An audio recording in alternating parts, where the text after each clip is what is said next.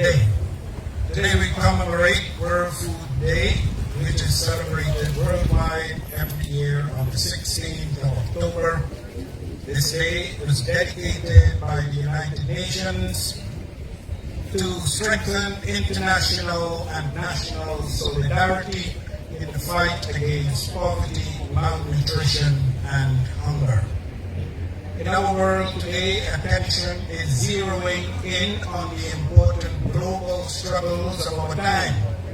Food security, rising temperatures, droughts, water shortages, at the same time, disastrous flooding in some places that destroy crops, supply crises, and eroding soils.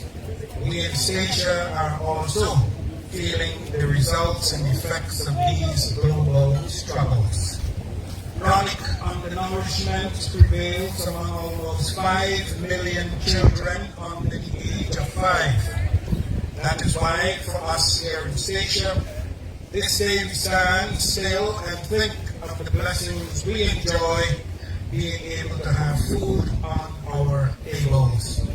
We not only stand still at the fight against hunger, but also the fight against obesity and malnutrition. With the theme of this year's World Food Day being Leave No One Behind, we want to ensure that everyone is included in the food security policies of government.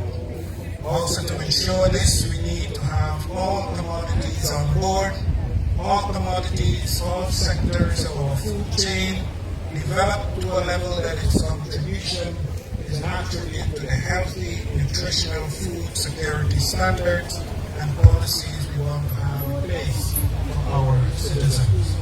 We're talking here about agriculture, all aspects of it: horticulture, permaculture, hydroponics, animal husbandry, and fisheries.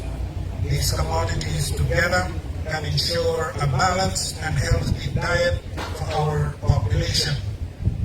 An example of Leave No One Behind is the contracts government signed last week, for example, to make sure that all children going to school have a breakfast at the start of their day.